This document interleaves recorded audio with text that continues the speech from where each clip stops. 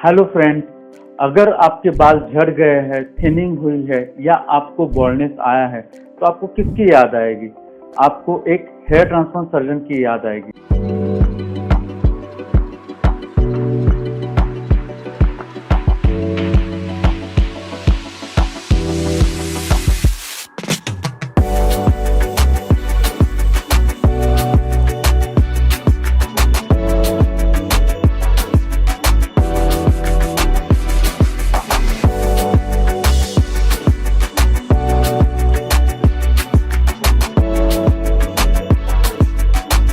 मैं डॉक्टर विनोद सोनावने हूँ।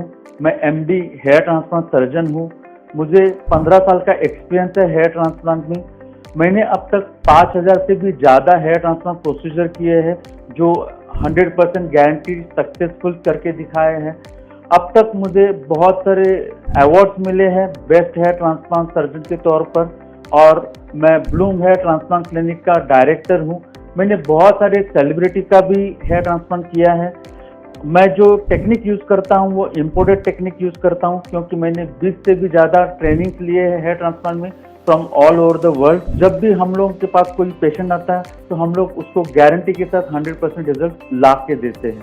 और हेयर ट्रांसप्लांट के बारे में जानने के लिए हमें पहले ये जानना होगा कि आगे के बाल क्यों झड़ते हैं या वो परमानेंट नहीं रहते, और अपने कान के पीछे के बाल वो परमानेंट क्यों रहते हैं या लाइफ लॉन्ग क्यों रहते हैं।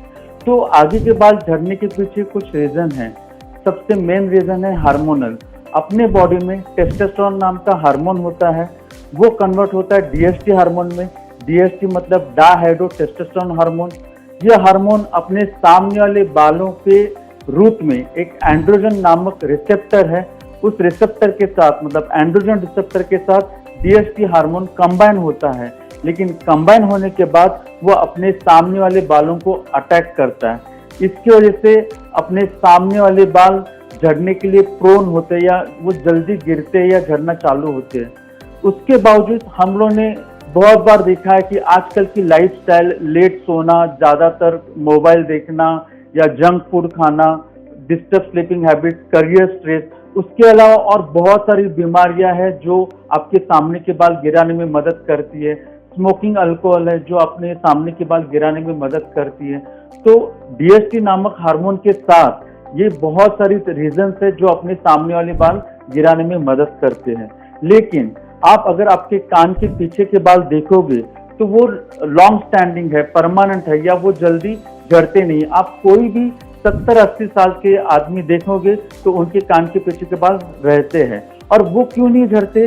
क्योंकि जो डीएसटी नाम का हार्मोन है वो आगे जैसे बालों को एंड्रोजन रिसेप्टर के साथ कंबाइन होकर झड़ने में मदद करता है।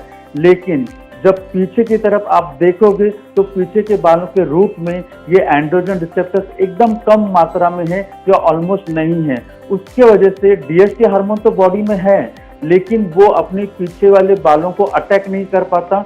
क्यों? क्योंकि एंड्रोजन रिसेप्टर की कमी है।